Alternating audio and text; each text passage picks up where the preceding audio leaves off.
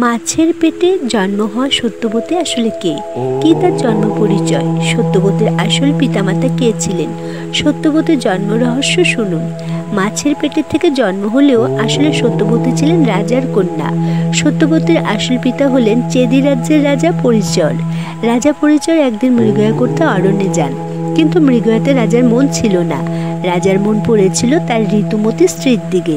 স্ত্রীর কথা ভাবতে ভাবতে বীর্যস্খলন হয় রাজার। তখন তিনি বীর্য নষ্ট না করে পাতায় মুড়ে সাথে থাকা সন্তান পাখিকে বলেন রানীর কাছে মোরগটি পৌঁছে দিতে।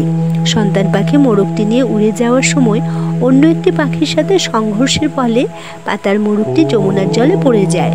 তখন জলের একটি মাছ মোরগটি গিলে নেয়। সেই মাছটি কোনো সাধারণ মাছ ছিল না, অভিশপ্ত অপ্সরা দিথিকা মাছ হয়ে যমুনার জলে ছিলেন। রাজার বীর্য ভক্ষণ করে মাছটি গর্ভবতী হয়। ঠিক 9 মাস পরে ধীবরের জালে ধরা পড়ে মাছটি। জল থেকে ডাঙায় তোলা হলে মাছটির প্রসব ঘটে। প্রসব হওয়া মাত্র অপ্সরা দিথিকার অভিশাপ কেটে যায়। দিথিকা অপ্সরা হয়ে স্বর্গে চলে যান। মাছরূপী দিথিকার গর্ভে যমজ সন্তান হয়, একটি ছেলে একটি মেয়ে। পুত্রের নাম হয় মৎস্যরাজ ও কন্যার নাম হয় মৎস্যগন্ধা।